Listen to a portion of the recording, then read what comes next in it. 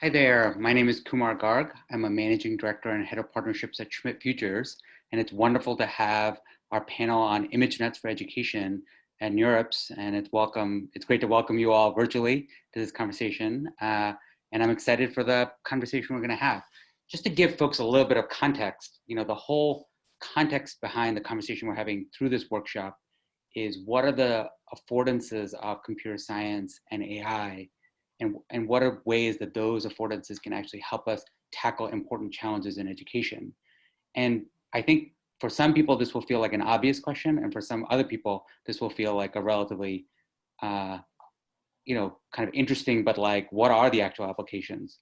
And I think the course of our conversation that we want to have over the next sort of 45 minutes is to both dig in on the overall potential for AI in education, but then to dig in on one particular subset, which is the role that benchmark data sets, such as the original ImageNet data set, had in spurring a lot of algorithmic innovation. So we've got a really esteemed panel of folks who are working in this space, who might be able to both talk about their own work, but also this idea of where can this field develop and grow. So I'm really excited to have them here.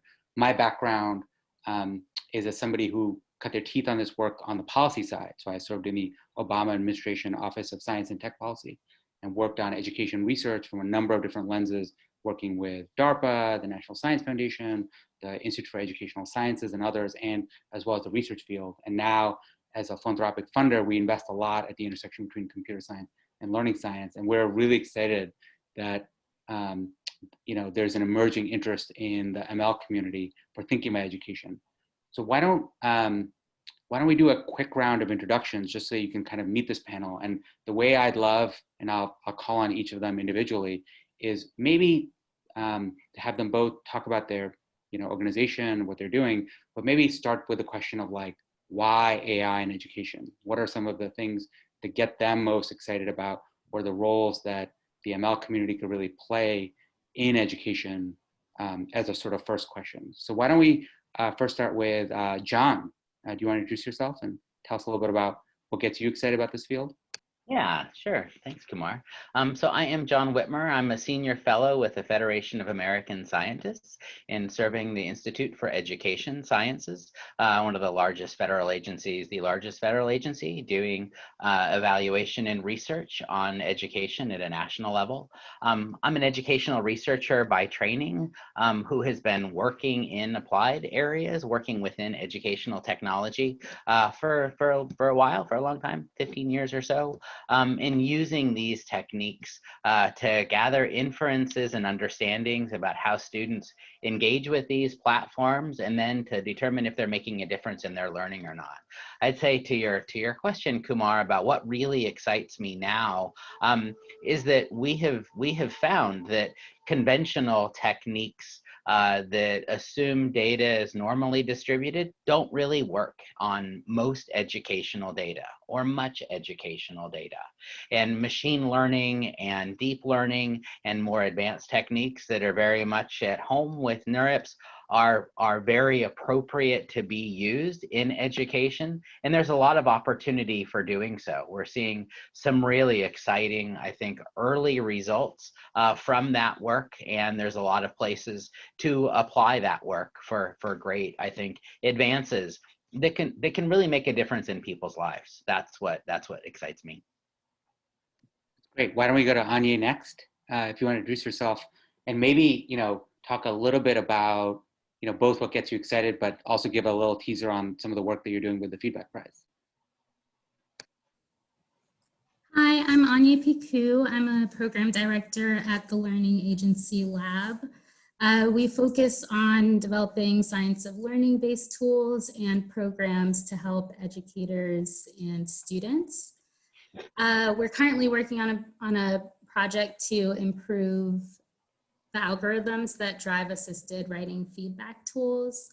And so to your question of like why I'm excited about this or why I think that AI can be helpful in education is just, it seems like there's so much potential to create new things in education that will help teachers and students. And I think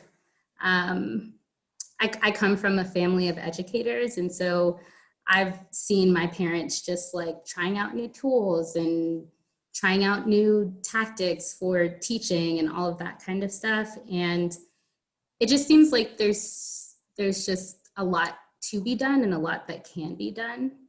And so I'm just excited to see like how far we can push. That's great. And Scott, it'd be great to sort of, I feel like you've been in this space for some time. It'd be great to both get a sense of, you know, if you were answering this question like 5 years ago, what you would have said got you most excited versus what you would say now gets you most excited. And, you know, I feel like at least when it comes to ML, the field is really, you know, I feel like 5 years ago feels like a long time ago and 10 years ago feels like eons ago. Just how would you sort of answer the question now? Yeah, great. My name is Scott Crossley. I'm a professor at Georgia State University. I'm in the Department of Applied Linguistics and also have a position in the Learning Sciences Department. The emphasis here is on applied linguistics, so I'm a trained linguist, which may not always seem to fit in with kind of educational data and machine learning, but I've been able to associate most of my learning and most of my skill set within the ed tech communities.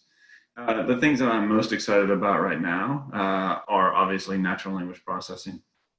So much of my work is in natural language processing. And I think in terms of what we can do in developing educational data sets and educational questions, knowing that almost all of education is communication between students, between teachers and students, between peers, really digging into what that conversation, what that communication is, what that language is, it's going to be so important in moving this field forward. Specifically on my end, what's different from now, from 5 years ago, I think we're starting to see where speech-to-text technology is strong enough now that we can start looking at actual discourse, student discourse in the classroom, student discourse in tutoring sessions, student discourse with teachers, and looking at how the language that's used in the classroom can be used to moderate and understand better learning abilities in the classroom and learning skills. So that's kind of where I see the field, at least the NLP field in education, moving in the next 5 or 10 years. And it's something that kind of gets me emotional. You know, one thing that that I think people sometimes when people sort of think about, you know, the role of ML, the role of AI in education, they sort of think about this as a replacement technology. And I think what they sometimes may not think as much about is how much instruction or parts of instruction currently don't really have like a feedback loop, right? So one of the pieces of data that really jumped out to me was, you know, how much student writing basically goes ungraded. And like lots of learning science research shows, like, you know, the way you improve as a writer is you write something, you go through the process of writing it, but then somebody says, oh, you know, this really doesn't connect to this next paragraph, or, you know, this thing could be, you know, sort of tightened in this way. And then you go back and you revise. And the fact that such a large percentage of writing is basically someone says, write something, but we don't have enough ability to actually, you know, teachers have a lot on their plate. They're able to give some of that feedback, but not nearly enough. And so really what, you know, if you can actually have NLP start to eat away at all of that time that goes without feedback, it can be a really powerful complement. I'd be sort of curious, that idea that there might be these sort of problems where currently we just, it's not a replace, it's like the augmentation could really allow us to have this really powerful additional. I'd be curious if there's like particular things that jump out to you as things that get you most excited about places where if you had more ML capability, it would really help, augment an area that currently is kind of there's a lot of potential, but we're not realizing it. Be curious, John, if there's things that sort of jump out to you when you're sort of, now that you're wearing sort of the IES hat and saying, what might the department have or others, what are some topics that really get you excited? I think that, so there's several areas that jump right out to me. I mean, one of them is that currently there are things like the NAEP, the National Assessment of Educational Progress, known as the nation's report card, that is created in a way with people writing to the constructs, and they have questions that are written by individuals that are written on a one by one basis, that are each reviewed individually by multiple people and then are scored. And if you think of an open text writing answer, those are also double scored by humans. So in the case of an assessment, right, we can use NLP technologies at multiple phases. There's a potential to use that at multiple areas just in the assessment, as well as giving formative feedback to students. So to think about the ability to automatically generate items that are used for tests. This is something that there are areas that in NLP that have been doing this. People have been doing this kind of using a template since the early 2000s. And with the emergence of transformer networks, we're seeing large bodies of text be created that we believe could also be used for creating items that would be used in tests that are more diverse, that are more variable, and that can address the constructs just as accurately or just as robustly as they are right now with human supervision, so that people don't have to write, judge the area of a circle by, replacing here's a diameter of a Frisbee, here's the diameter of a saucer, here's a diameter, of a, something else. Instead, they could use these contemporary techniques that can make a much more robust and wide-ranging set of data and set of kind of text fragments that can be used and that we can use to both assess. And then the same thing, if you can create those questions and use those for assessments, you could also use those to generate questions that students could use to practice or to prepare, or could be given to teachers, or could be used for after-school programs, so that we don't have to keep this really narrow kind of artificially constricted range of the kind of work and ability to evaluate student kind of ability and knowledge. That opening up and that ability to have greater diversity, I think, is one of the really interesting abilities. And the same thing with the ability when we can score, I think, to what Scott had mentioned earlier, the use of NLP and bringing in authentic discourse. We can use that and we can classify that.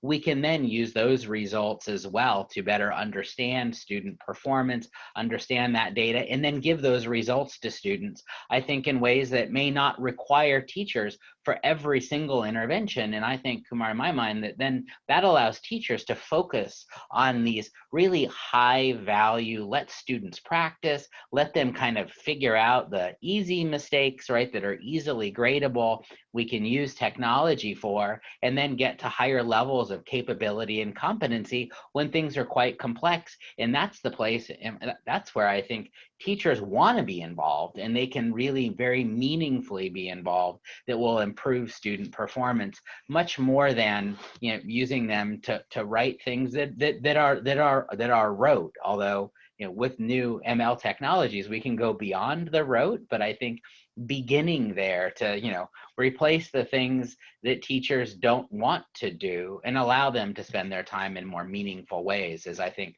the real potential that this brings to further education. Well, I mean, you're an industry professional, right? Having come from a background and actually working at a major assessment company. Like, just for the audience, it would be useful if you want to just sort of hum a few bars on like how big that industry is and what the potential, if some of these capabilities got adopted at scale. Because I think people sometimes don't realize, but there's a set of players who drive a lot of assessment activity both in the US and globally.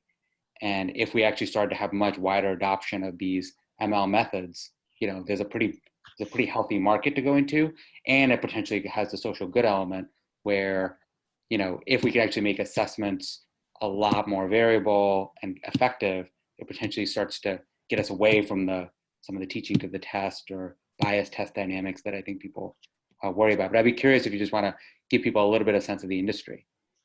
Sure. So, I mean, at the broadest level, that there was the first half of 2020, there was over $4.5 billion of venture capital that was invested into edtech startups, and that's just venture capital. That's not the ongoing operational organizations, right? That's not the ongoing established players in the market.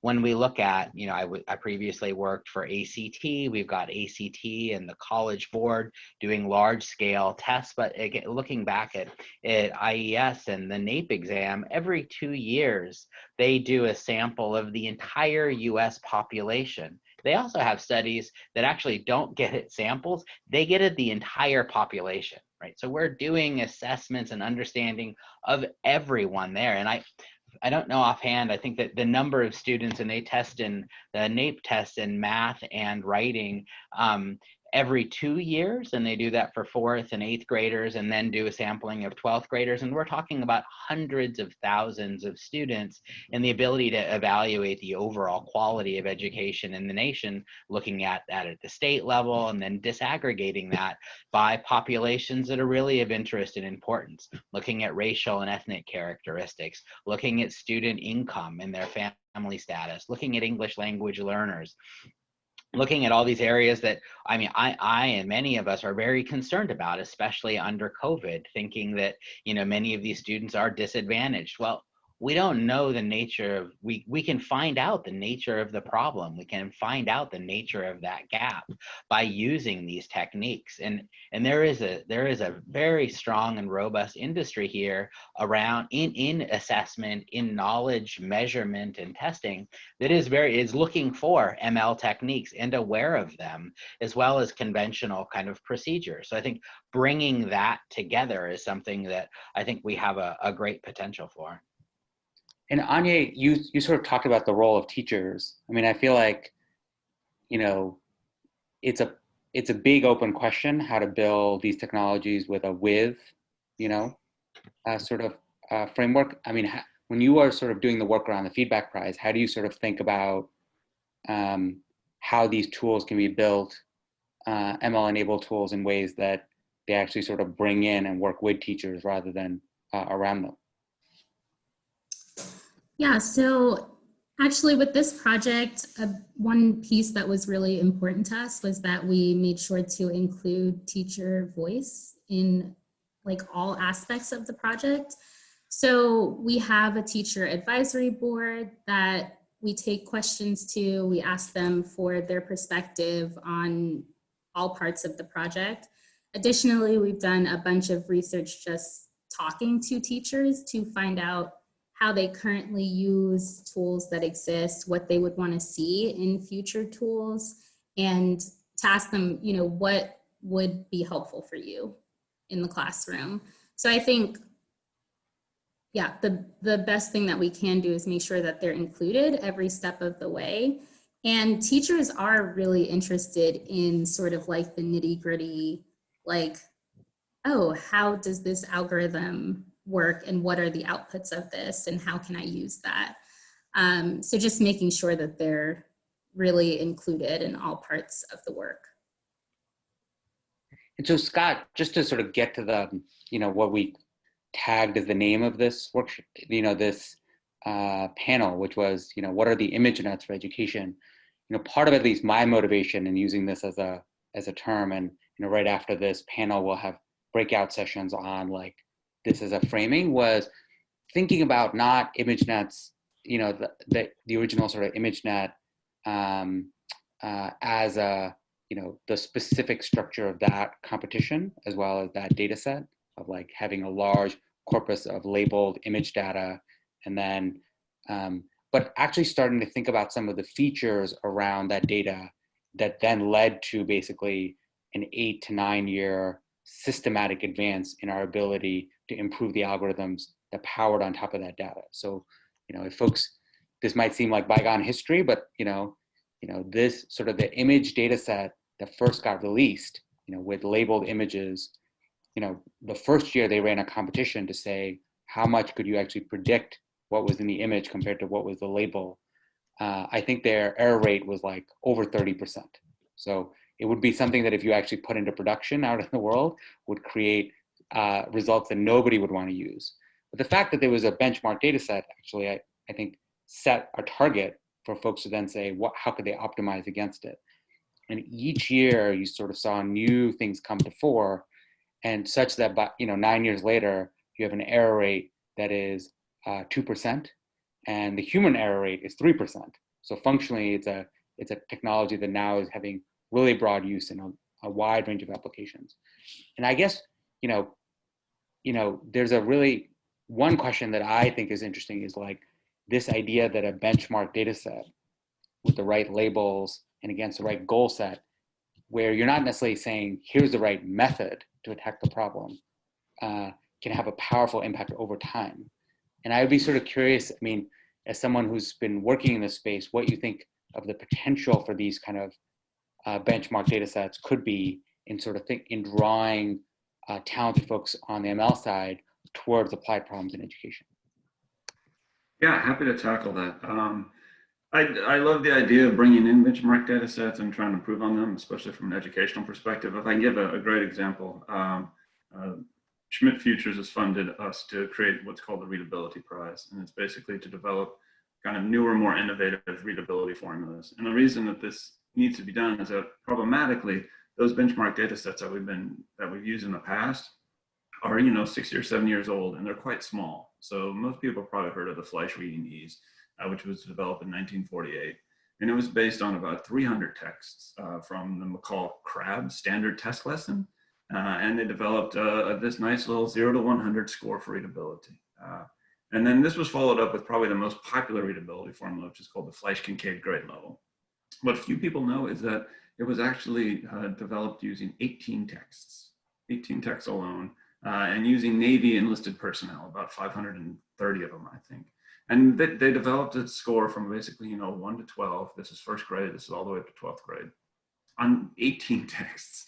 And the McCall-Crabbe standard tests are available. The 18 texts that were used in the Fleisch-Kincaid grade level are not available. And so with the idea of this Readability Prize, one thing that we're trying to do is develop a benchmark for readability based on over 6,000 texts, leveled through grades, leveled through difficulty.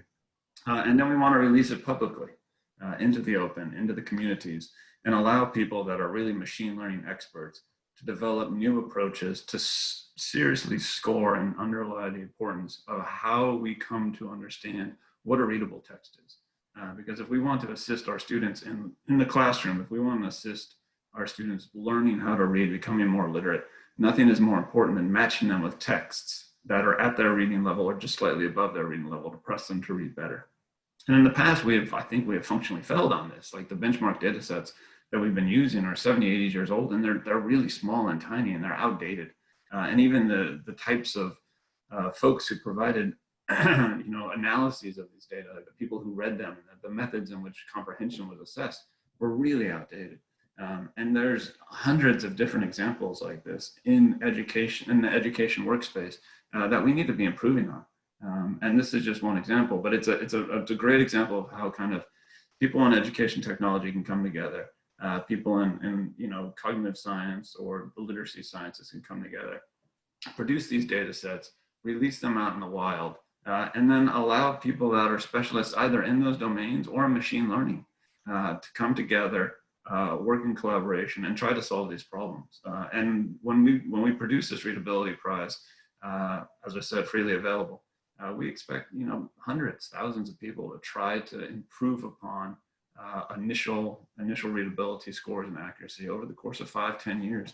And my hope is that by the time we finish this up with this project in 10 years, we have readability formulas for a variety of different levels, a variety of different texts, a variety of different tasks, and we can really move that field forward. It's great. Well, Anya, I think this idea that both this idea that the current benchmark might be old, right, as in hasn't been updated a while, or that it might be too small. I feel like there's a similar story in the feedback side where part of, I think, what you guys are responding to, I'd be curious if you want to sort of list out what some of the performance goals are for how many essays and what kind of data set you're trying to build. But like, what was the thing that you were responding back to, and what's the benchmark data set that you're trying to build under Feedback Prize? Because I think I personally find this very motivating, because I think sometimes people don't realize that, we might be working off something that is effectively historic, and that's the benchmark. And it might be that you get no performance improvement by building a new benchmark, but it certainly might be an idea worth trying. So I'd be curious, like, on automated scoring for K-12 student writing, what is the current benchmark that the field is using, and what is the benchmark that you all are trying to build?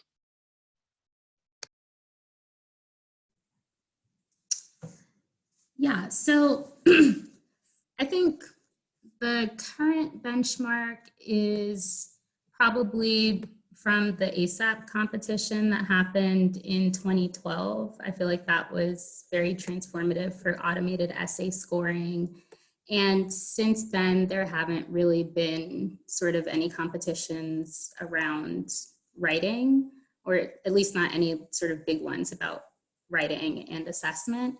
So we're trying to build a data set that's a little bit different than what they were working on. We have two major focus points. One is argumentative writing, and one is English language development through writing. And so our final data sets will be 12,000 essays we're gonna have two competitions for the argumentative side of things, which are essays that are from source-based prompts and then essays from independent prompts. And so each of those competitions will have 12,000 essays that we've collected from a number of different states and agencies. And then for the ELL competition, that will be a bit smaller, and we'll have about 5,000 essays for that data set. And we've also tried to make the data sets as nationally representative as possible. And yeah, I'm not, is there more that you want me to say about the— No, I mean, I think for me, what jumped out about that was just this idea that even as NLP is rapidly advancing broadly, the fact that the benchmark data set for K-12 writing, and it's not like K-12 writing is a small thing, right? It's a relatively big part of K-12 education, and there's a lot of K-12 writing out there. The fact that the canonical benchmark data set was like a 2013 data set, I mean, that's relatively old when it comes to modern practice. And so, the other things that at least, like, when I remember reading about this is that, that data set was tagged at the essay level. So it's like, out of 10, this essay is a 7, right? And I feel like the tagging at a more granular level could potentially also, as you were saying, create a bunch of additional spillover benefits. So, I think there's a lot of value in sort of thinking about this. I'd be curious, John, as you sort of hear some of these descriptions of like data sets worth building, when you sort of think about what might be data that IES is sitting on, or other commercial providers might be sitting on, what's your sense on what might be, whether it's on automatic item generation for building new tests or something else, what's like a data set that you would love to sort of see out there that you think could drive a lot of value? John, you're on mute. Oops. All right, how about now? You have to have at least one technical error for every Zoom, every recording, I think. So I did want to follow up, if I could, on the feedback prize. I think that there's a number of ways that I do want to say that I think that data set is really special, because it unlocks, I think, the ability of a lot of people to do work in NLP that they currently can't do. Ethically and legally, there's many organizations that have been furthering algorithmic development around automated scoring. There's many of those systems that are in production. But actually, as we begin to work more and more with educational institutions, they prevent those data sets. Number one, can only be used for the explicit purpose that they were developed for. So because they don't want to have the work of students going for, right, the commercial benefit, right? That's seen as being unfair. Or being wrong, not being right. We don't want our kids' work to further that. And so, as well as it locks up those data set and that training within the hands of a select kind of private organizations. And so by this, I think by having this data available, it enables an even playing field so that many people can develop the new algorithms and new scoring techniques, and to make that work public and to make that work visible, that I really hope will be able to advance the state of the art in ways that right now we can't do, because the machine learning algorithms are data hungry, right? They don't work off of, Flesch was writing, they were handwriting everything, right? 70 years ago, and making calculations by hand, right? That's something that we can't do with the current technique. So I'm super excited about that, and the ability to work with that and not have only private data sets, and even then that actually can't be used in many cases to follow ethical and legal guidelines.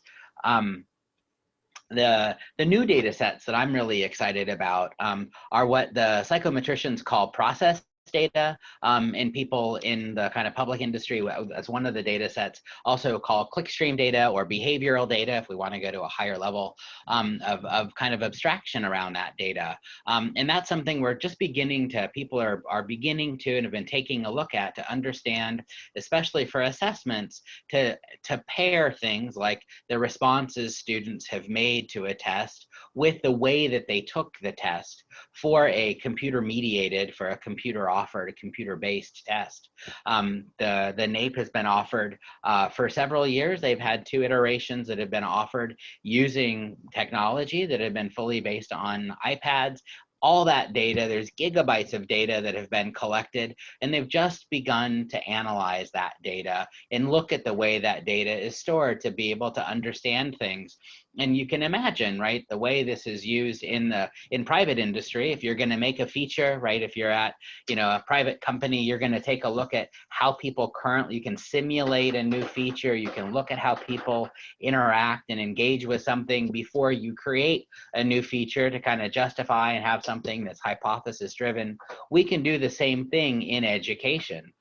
You can think at the level of a test. Some of the simple examples are looking at students who rush through a test and just answer things really quickly versus students who are diligent and take their time and think things through, right? Imagine being able to differentiate those two populations and say, right, this is the grade of students that actually worked really hard and tried, and this is the grade of students that, didn't work very hard and really, went very quickly through an exam. There's also things that are being done right now. IES, by the time this is released, will have released one of those, the first data set, a math data set of students, 4th grade students, taking math items, and been able to look at that process data, and they're releasing that in the raw form, as well as with some features engineered, so that people that don't have as much kind of feature engineering experience can also do analysis, and even release a competition to look at student accommodations and students with potential disabilities, looking at how those students interact with tests and seeing if you can predict some of those accommodations that would be required by students. So being able to look at how people learn, in addition to kind of the outputs of what people learn. I'm not a futurist. I try to stay in the present, but I think that, in 5 years, I really hope that we won't imagine trying to conduct an analysis or make a claim without looking at both that process as well as the outcomes around learning. Otherwise, it's not fair. I think it's, this student got the answer wrong, right? Well, maybe they never showed up for class, right? Maybe they didn't even try, right? I think those are things we actually we have the data that we can release. And that is just becoming available. And I think it's a place where there's a lot of opportunity for people in the ML community to help us understand how to better instrument our applications, how to kind of create data that will be meaningful, how to do feature extraction. That work has been done, but there certainly is a lot of opportunity. And, we are creating, billions of rows and huge amounts of records coming out of educational technology that I think this community would find really exciting and that is well indexed to meaningful outcomes and results. Yeah, I'd be curious, Scott, what you think of, like, you had mentioned sort of NLP. Obviously, I feel like there's a new breakthrough every 2 weeks. There'll be some major paper that's like, that shows some advance. I'd be curious if there's particular subdomains where there's been, that get you really sort of excited. I mean, I think just in the past, I feel like year and a half, people's expectation of what you could do on unsupervised has really expanded, and maybe we just, you need a very small set of fine-tuning label data paired with large amounts of unsupervised, unlabeled data, and how far could you get?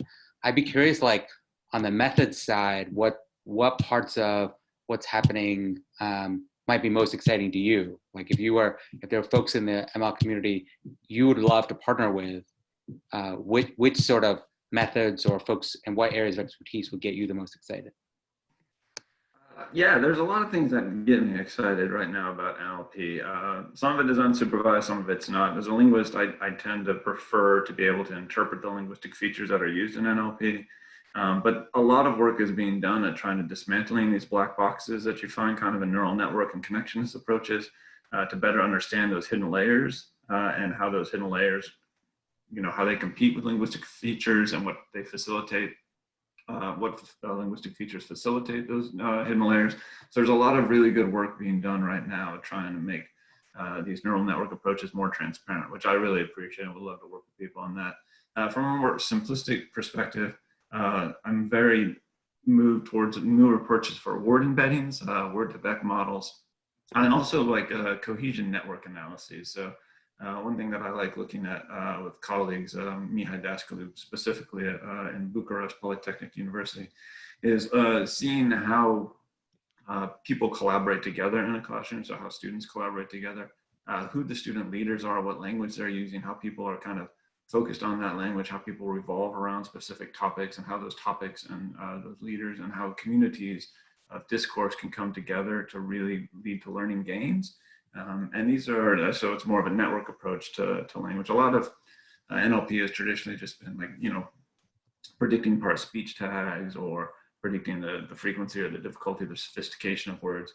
And we're moving a little bit moving much farther past that now. So we're looking at discourse, but we're also able to look at semantics, and we're starting to look at, as you said, these kind of machine learning approaches, and started to disassemble the innards of these machine learning approaches to know how these linguistic features are really starting to predict and perform together to better understand learners and learning. And Anya, I'd be curious,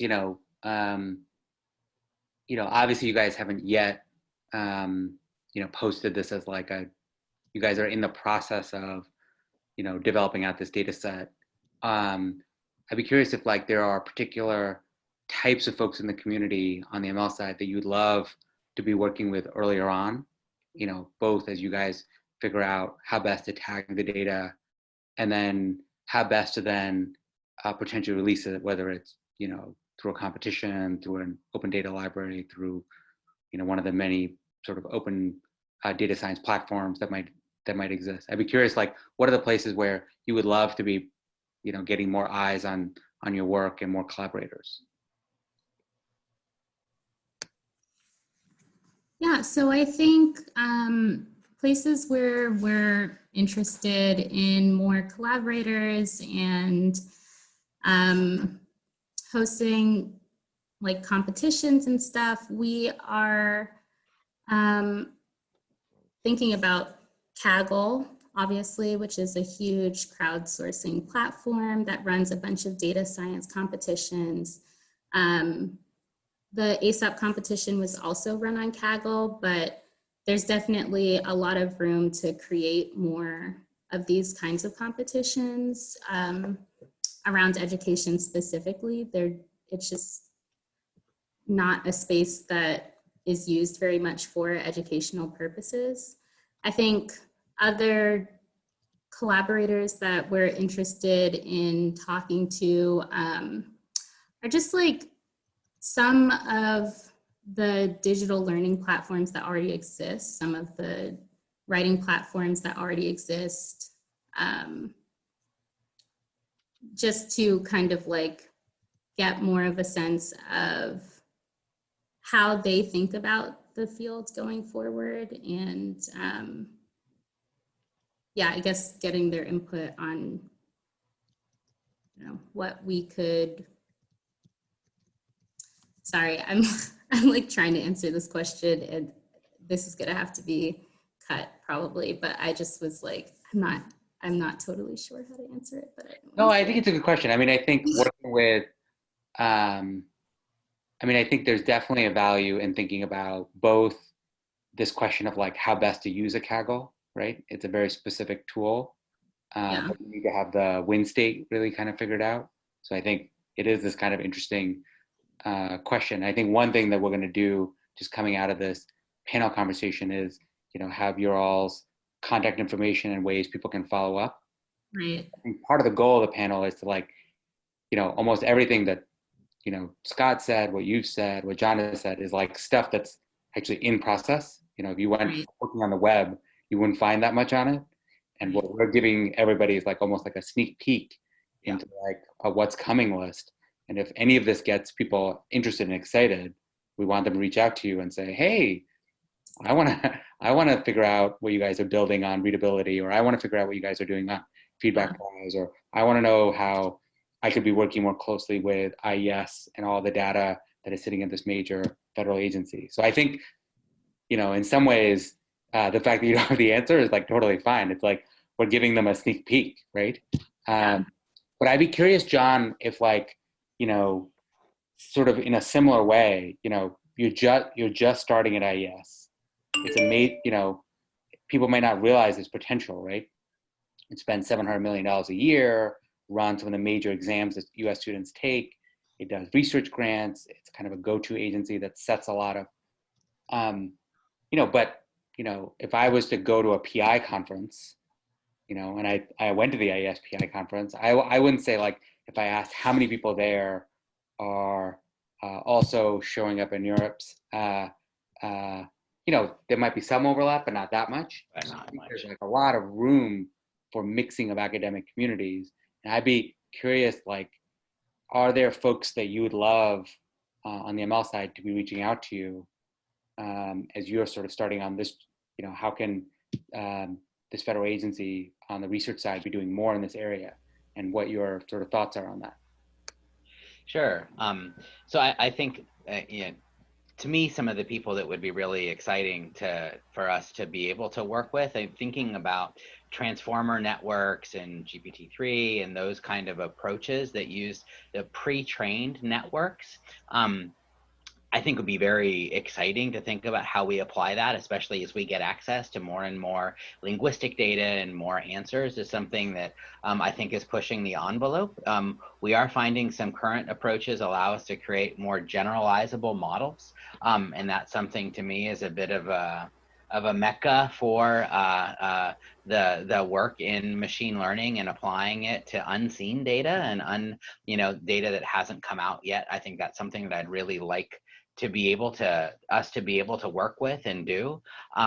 I think some of the work I think that's one area that'd be really exciting to think about. The other area is kind of at the other end of the spectrum in the data engineering and feature extraction, an area that's much less flashy, but how do we unearthing and storing and instrumenting platforms so that they can provide us inferences, they can provide us insights much quicker than right now. A lot of the work is done is manual extraction and identification of features, and doing that on a one-off basis by ed tech platforms.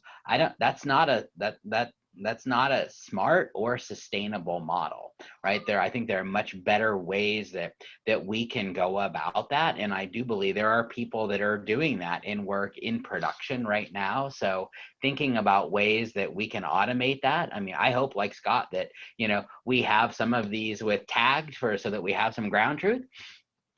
But at the same time, thinking about how we can find those features in these very large and sparsely populated data sets. I think these give challenge, and they're be in a way that's interesting for people that are on cutting edge of ML work. You know, one thing that, I mean, jumps out to me when I sort of think about this question is I just think that people sometimes underappreciate, you know, people either jump to the idea that like all of education, the many challenges of education are computational in nature. And often there's like whole sections of it that, you know, similar to like the intersection between ML and robotics are gonna be just wickedly hard problems that it's gonna take us a bunch of other things to figure out. But then there's like subdomains in education where it's you know, a kind of computational way of approaching the problem might yield you a lot more value than you expect. So like one paper that I think is really interesting is Ken Kadinger wrote this 2013 paper that said, you know, like if you sort of boil down learning science, it's like 30 major theories of learning science. It's kind of mid-scale theory. So like one theory being this idea of space repetition, right? Which is just this core concept that like the way you build something into long-term memory is you learn it and then you come back to it, you know, maybe whether it's like a pop quiz or something else for homework or a week later or anything. And the triggering of that memory, where you have to rethink, like, did I understand this well enough to now be able to answer this next question, actually helps it kind of anchor into your long-term memory. So that like coming back is a very important thing. So there's lots of research papers that show this. But from a learning engineering standpoint, should I come back that night with homework? Should I come back in a week? Should I come back in a month? You know, how often should I do it? You know, that's actually quite an open question. And you can actually test that for different pieces of content, different types of users. And so one of the, you know, we have Burr Settles from Duolingo speaking at this workshop.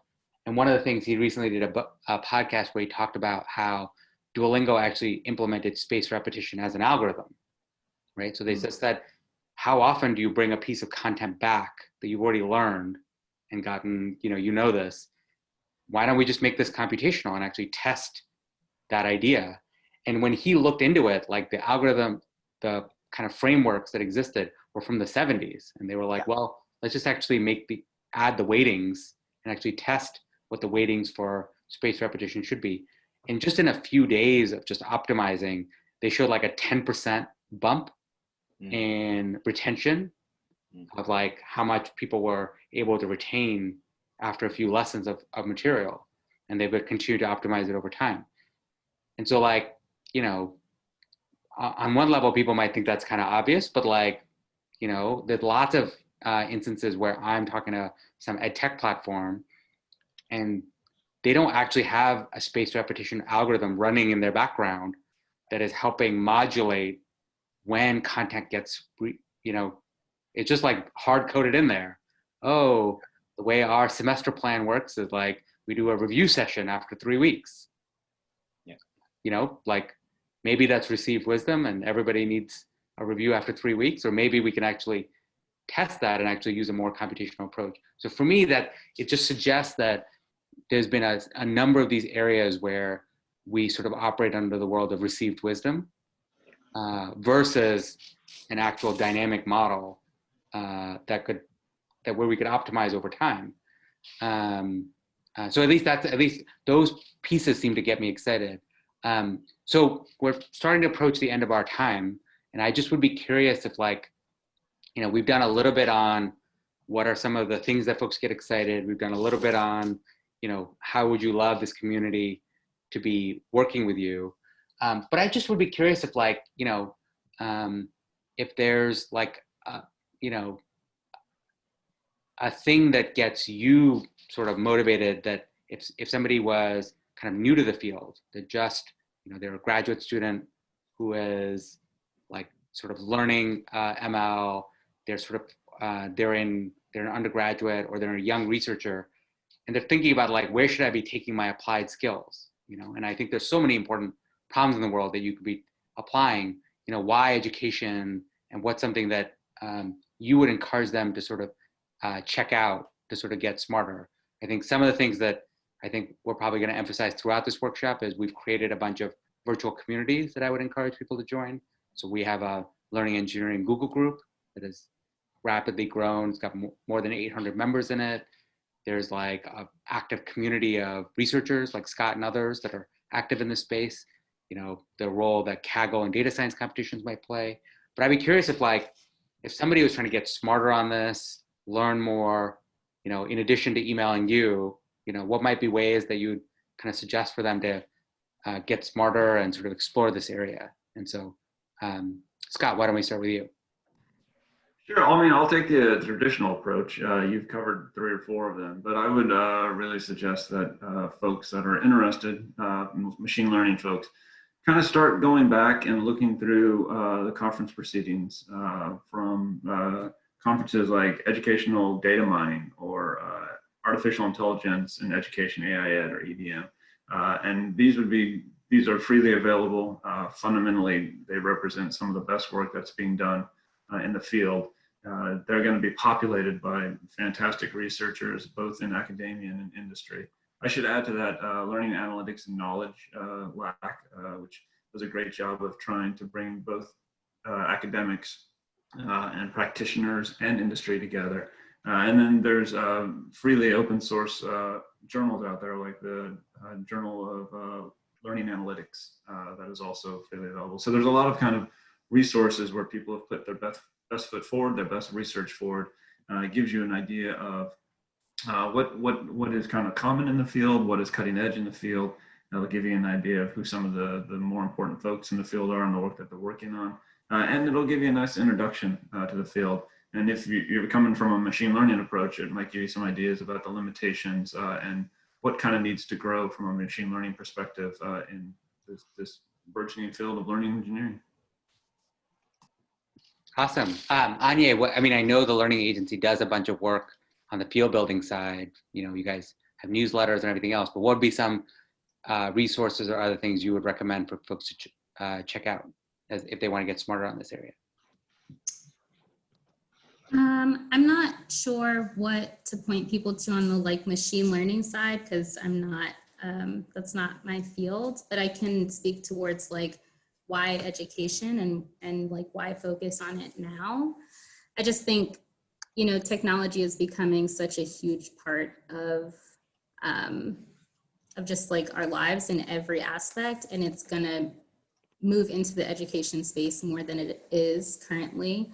I think with COVID especially, and a lot of shifting to online learning, it's just going to be so important to have better tools and more accessible tools. And so I think it's just, there is a lot of data in education that I think is just hiding in places that people don't know about. And I think it'll be super cool to uncover all of that data, but I also think there are just so many tools that can be developed in all of these different subjects. Yeah. Great. Yeah, and John, what would be, I feel like in some ways you were a little self-taught. You didn't start necessarily on the ML side, but then got up to speed on it. What are some places where you would sort of recommend to someone who's early, but either wants to tool up or learn more that they might want to use? Yeah, so I think Scott made great recommendations. I think the EDM is for algorithmic focus, and then Society for Learning Analytics Research is a little more broad theoretical, practitioner applied. I would say that there's a lot of, if you want to learn from a MOOC, the MOOC platforms, Coursera has some really very strong offerings, as well as edX as well has some strong offerings, and they have some that are actually focused on education. So if you look up learning analytics or educational data science, those are very strong. There are also professional programs now, master's programs, popping up in several different places that are quite strong. I could make recommendations for those as well, that I think are good places to go.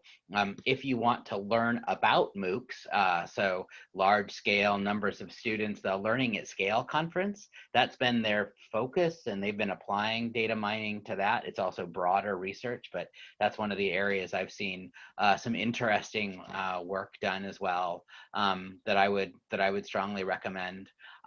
I would also take a look at conventional research. One of the things we've talked about here a bit is that there's a lot of existing theory, and I think one of the really interesting places for machine learning experts is to seek to validate or provide empirical kind of validation or testing of the hypotheses people have had in education. In that place you can go to. IES actually is a very interesting place, I think, to learn about the state of often more conventional research, as well as large scale research. And that's all federally funded research available, and they also have data sets frequently available. So I think that is also a good place to look and get a sense of, I think that, as well as look at NSF for what are some of the things that are kind of currently state of the art in just getting funded within the US. I think that can also the cyber learning program, I think of it, NSF, there's some others as well, that I think can give people a good understanding of where we are at, and I think where we're moving forward as a field. That's great. Well, with that, let's conclude this great panel. I want to thank our wonderful panelists for both sharing their current work, their upcoming work, giving us a sense of like what's exciting and where to go. Let me pause here for a second and then sort of, invite everybody to move to our breakout sessions that we'll be doing right after this panel discussion that'll actually dive into a set of subtopics focused on, these ideas of, what could be these killer benchmark data sets that could really have an impact. So I invite everyone to stick around for those. And with that, let me thank everybody.